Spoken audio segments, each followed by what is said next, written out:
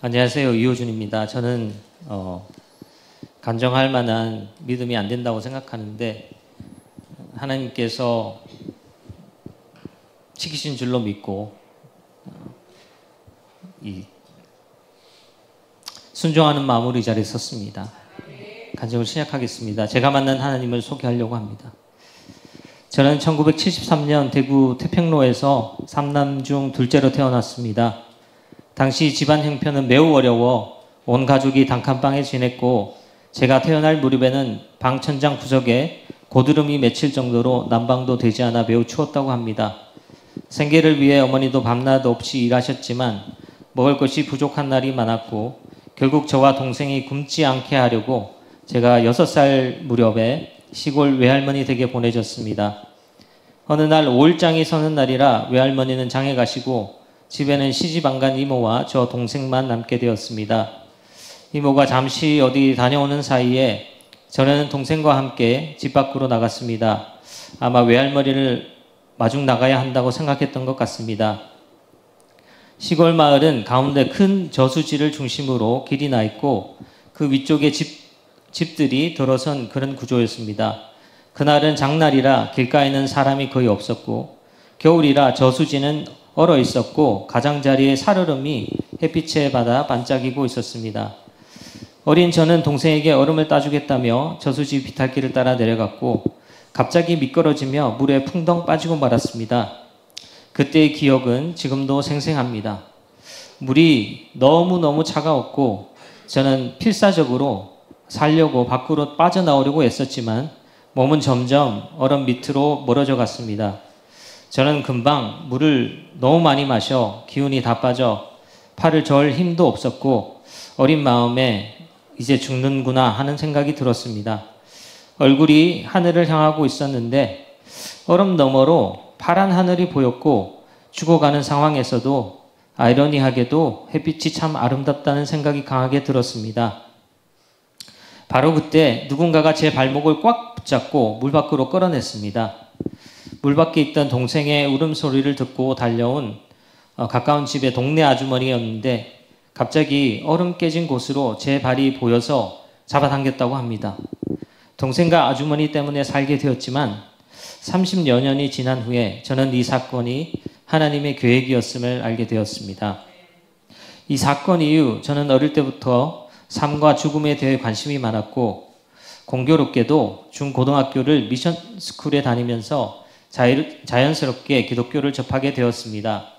고등학교, 대학교 1학년까지 교회를 다녔지만 어머니의 반대와 저의 믿음 부족으로 신앙은 자라지 않았고 군 입대 후 교회와 멀어지게 되었습니다.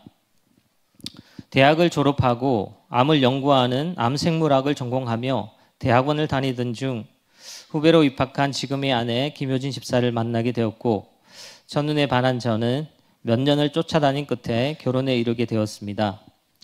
모태신앙이었던 아내는 결혼 전 한 가지 조건으로 결혼하면 교회를 다녀야 한다고 하였고 저는 지금까지 그 약속을 지키고 있습니다. 비록 의무적으로 교회에 나가게 됐지만 아내 덕분에 예수님을 믿고 참신앙이 자라게 되어 감사한 마음을 갖고 있습니다.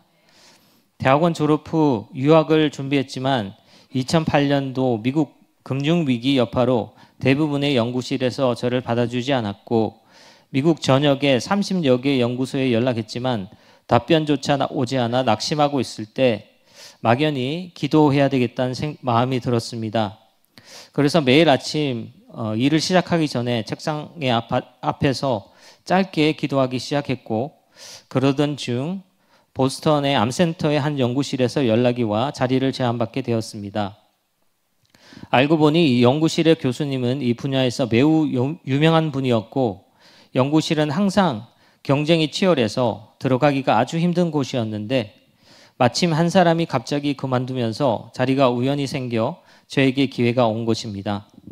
여전히 믿음이 작았지만 하나님이 기도를 들으시고 응답하시는 분임을 처음으로 깨닫게 되었습니다. 1년 후 지도교수가 샌프란시스코에 있는 제약회사로 옮기게 되면서 저도 함께 옮기게 되었고 우리 부부는 샌프란시스코 시내의 순복음 교회에 출석하게 되었습니다. 7년 정도 이 교회에서 신앙생활을 하면서 저는 하나님의 임재를 여러 번 경험했습니다. 출석하고 1년이 되었을 때 담임 목사님이 저에게 교회 비전 및 재정 사역을 맡아달라고 부탁하셨는데 주어진 첫 사역이 교회에 강사님을 초청해서 재정 세미나를 개최하자는 것이었습니다. 저는 이런 큰 일을 아직 믿음이 적었던 저에게 맡기시는 목사님이 이해가 되지 않았지만 맡기로 하고 하는 척은 해야겠다 싶었습니다. 그래서 어떤 강사님을 초대할까 수소문했는데 그 당시에는 왕의 재정이라는 주제로 세미나를 다니시는 김미진 간사님이 유명했습니다. 제일 바쁘시고 유명하신 분에게 연락하면 나중에 일이 안 돼도 변명은 할 수 있겠다 싶어서 그분으로 정하고 연락하겠다고 보고드렸습니다. 교회 내에 인맥이 있을까야 알아봤지만 연락처조차 얻을 수 없었고 끝내 이메일을 인터넷으로 알아내서 보내는 수밖에 없었습니다. 하지만 상식적으로 그렇게 바쁘신 분이 모르는 사람에게 온 이메일을 열어볼 가능성도 낮았고 열어본다고 한들 한 평신도의 요청에 갑자기 시간을 내주실 리가 없어서 거의 불가능하다고 생각했습니다. 그러나 다른 방법이 없었기에 일단 정성스럽게 이메일을 작성해서 보내고 하나님, 간사님이 이 편지를 읽게는 해주세요 하고 기도했습니다. 처음에는 가볍게 기도했는데 교회 내에 소문이 퍼져서 하루하루 지날수록 저에게 어떻게 돼가냐고 물으시는 분들이 점점 많아져서 점점 간절히 기도하게 되었습니다. 그렇게 마음을 졸이며 보내던 어느 날 저에게는 기적같이 이메일 한 통이 왔는데 김미진 간사님의 답장이었습니다. 기도해 보니 하나님께서 우리 교회에 가서 재정 집회를 하라고 하셨다면서 세미나를 준비하라고 하시는 것입니다. 나중에 들은 이야기로는 간사님의 일정은 보통 2년 정도 꽉 차 있어서 대부분의 교회들이 길게는 몇 년씩 대기해야 했는데 마침 미국 동부 워싱턴 DC에 집회를 마치고 서부로 돌아오는 길에 짧은 일정의 여유가 생겼고 그 시간을 하나님께서 연장해서 샌프란시스코에서 집회를 하라고 하셨다고 합니다. 그리고 덧붙이시기를 보통 목회자분들이나 세미나 요청을 주시는데 한 평신도가 이메일로 담대하게 요청을 해와서 신기해서 더 관심이 갔다고 합니다. 이 일을 계기로 저는 하나님이 하늘 보호자에 멀리 앉으셔서 세상을 다스리시는 멀리 계신 분이 아니라 가까이에서 제 실제 삶에 관여하시는 분이라는 것을 깨닫게 되었습니다. 하나님께서 제 상황을 모두 알고 도와주신다는 확신에 기쁨도 있었지만 한편으로는 두려움도 생겼습니다. 하나님께서 그분의 뜻대로 제 삶을 이미 계획하시고 그 길로 인도하신다면 제가 세상에서 꿈꾸고 누리고 싶었던 것들을 이루지 못할 수도 있다는 생각 때문이었습니다. 이러한 두려움이 곧 현실로 나타나기 시작했습니다. 제가 미국 유학을 선택한 이유는 연구 실적을 잘 쌓아서 한국에서 대학 교수로 임용되고 주위 사람들에게 인정받고 존경받는 사람이 되기 위해서였습니다. 당시 저는 4가지 연구 과제를 동시에 진행하고 있었고 처음 2, 3년 동안은 비교적 순조롭게 진행되었습니다. 그러나 시간이 지나며 하나둘씩 연구가 막히기 시작하더니 결국 4가지 과제 모두 진행이 중단되는 상황에 이르렀습니다. 급기야 지도 교수님께서는 현재 과제들을 다 중단하고 새로운 주제로 연구를 시작하자고 제안했습니다. 수년간 주말까지 희생하며 쏟아부은 시간과 노력의 손실은 차치하더라도 회사와의 계약이 5년이고 이미 3년이 지난 시점에서 남은 2년 동안 새로운 일을 시작하고 성과를 낸다는 것은 현실적으로 거의 불가능한 상황이었습니다. 아내에게 말도 못하고 회사만 왔다 갔다 했는데 너무 답답하고 낙심돼서 하늘만 쳐다보고 한숨 쉬는 날들이 많았습니다. 갑자기 교회에서 열심히 봉사하고 또 하나님께 응답받았던 일들이 생각나서 화가 났습니다. 그래서 하나님, 교회 생활 이렇게 열심히 하는데 저한테 왜 이런 일이 생깁니까? 직장 일도 안 돌봐주시고 앞으로 먹고 살 일이 막막한데 제가 어떻게 먼저 그 나라와 의를 구하겠습니까? 하면서 하나님을 많이 원망하고 지냈습니다. 그즈음 교회에서 찬양 부흥회가 있었습니다. 그래도 내가 이러고 있으면 안 되지 하는 마음이 강하게 들었고, 하루는 일을 쉬고 시간을 내어 저녁 집 예배에 참석하게 되었습니다. 그날 집회에서 첫 찬양이 그리 아니하실지라도 감사해요 라는 잘 아시는 찬양이었는데, 그 찬양을 부르자마자 왈칵 눈물이 쏟아졌습니다. 일이 뜻대로 되지 않는다고 하나님을 원망했던 제 모습이 너무나도 부끄럽고 죄송했기 때문입니다. 그렇게 회개의 마음으로 예배를 드리던 중 마음속 깊은 곳에서 음성이 들려왔습니다. 하나님의 음성이었습니다. 그때 내가 너를 살렸다. 그 순간 어릴 적 저수지에서 빠져 죽을 뻔했던 기억이 선명하게 떠올랐습니다. 깜짝 놀랐습니다. 이 상황에서 왜 이런 말씀을 하시지? 혹시 다른 말씀도 주시려나 기다렸지만 더 이상 아무 말씀이 없었습니다. 그리고 한참을 멍하니 앉아 있는데 문득 마음속에 깨달음이 왔습니다. 내가 너의 상황을 다 알고 있다.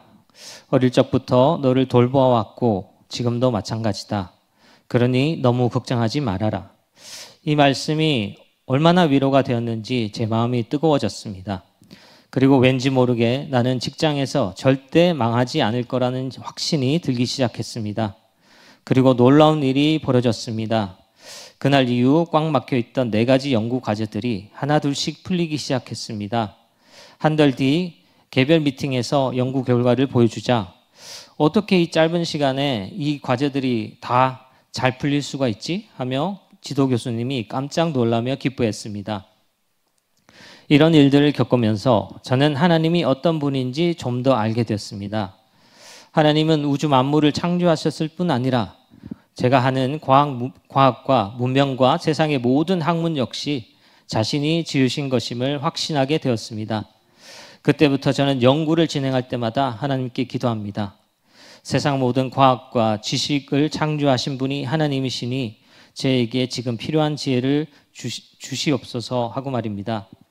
이 외에도 하나님께서 제 삶에 분명히 개입하신 많은 경험들이 있습니다. 예를 들어 우리 부부가 부흥 강사 목사님께 기도를 받고 딸인 하엘이를 임신한 일, 아내가 딸라이 이름으로 하나님은 하나님이시다라는 뜻의 하엘이란 이름을 놓고 기도하고 있었는데 그 주 수요 예배의 목사님 설교 주제가 하나님은 하나님이시다 였던 일, 기도 중에 몸이 뜨거워지며 독감이 즉시 치료된 일, 신청한 영주권이 오랫동안 나오지 않아 마음고생이 심했고 미국 체류가 불확실해져가는 상황에서 하루는 퇴근길에 하늘을 보며 울먹이며 잠시 기도했는데 집에 와보니 영주권 승인 편지가 기도한 그 시간에 이미 도착해 있던 일, 기도 응답으로 종환자실에서 회복 가망이 없다던 아버지께서 병이 치료되고 8년을 넘게 더 사신 일 등 도무지 제가 배운 과학의 지식으로 세상의 논리로 상식으로는 설명할 수 없는 일들을 직접 체험하면서 저는 우리가 살아가는 이 물질 세계가 과학 문명의 세계가 영적인 세계에 비하면 얼마나 보잘것 없이 작으며 때론 사람들의 눈과 마음을 흐리게 하는 거짓되고 왜곡된 것인지를 깊이 깨닫게 되었습니다. 미국에서의 14년 생활을 정리하고 귀국하게 된 것도 분명 하나님의 뜻이었습니다. 하나님께서는 때때로 제게 말씀을 통해 그분의 뜻을 알려주셨습니다. 10년 전 미국에 계속 머물러야 할지 한국으로 돌아가야 될지 고민하던 시기에 하나님께서는 예레미야 42장 10절 말씀으로 답을 알려주셨습니다. 너희가 이 땅에 머물러 있으면 내가 너희를 세우고 헐지 아니하고 너희를 심고 뽑지 아니하리니, 그 말씀을 통해서 하나님께서 미국에 머물라고 하신다는 확신을 갖게 되었고 이후로도 미국에서의 삶을 계속이어 갔습니다. 그러던 작년 6월에 미국 회사에서 대대적인 구조 조정이 있었고 많은 사람들이 퇴사를 했고, 그러나 저는 하나님의 은혜 가운데 남게 됐습니다. 그러나 마음이 불안해서 다시 하나님께 기도했을 때 예레미야 51장 6절 말씀을 통해서 말씀하셨습니다. 너희는 바벨론 가운데서 도망하라. 그 말씀을 듣고 순종해서 미국에서의 안정된 직장을 내려놓고 한국의 작은 직장으로 옮기게 됐습니다. 하지만 왜 한국으로 옮기라고 하셨는지에 대해서는 여전히 잘 알지 못한 채 생활했습니다. 귀국 후 섬길 교회를 찾기 위해 첫 4주간은 4개의 교회를 순회하며 예배를 드렸습니다. 그리고 5주차에 평소 기도를 많이 하시는 장모님이신 이기자 권사님의 권유로 길교회 주일 예배에 참석하게 되었습니다. 예배는 뜨거웠고 강한 임재를 느꼈지만 조용한 성격인 저에게는 조금 안 맞겠다는 생각이 들었습니다. 예배가 끝날 무렵 저는 하나님께 이렇게 기도를 드렸습니다. 하나님, 이 교회도 아닌가요? 다음 주는 어디로 가야 할까요? 그때 마음속으로 짧은 음성이 들려왔습니다. 제게는 큰 충격이었습니다. 내가 살고 싶으냐? 또 이런 동문서답 같은 말씀에 의아했지만 곧 그 의미를 깨닫게 되었습니다. 그 의미는 죽어가는 내 영혼을 살리고 싶으면 이 교회에 출석해라 라는 말씀이었습니다. 예배 후 아내에게도 의견을 물어보았더니 너무 좋았다고 말해 지금까지 길교회에 출석하게 되었습니다. 할렐루야. 이제는 하나님께서 왜 한국으로 가라고 하셨는지 그리고 왜 길교회로 인도하셨는지 조금씩 깨닫고 있습니다. 미국에서 작은 개척교회를 7년 넘게 섬겼지만 성도가 늘지 않아 많이 힘들었습니다.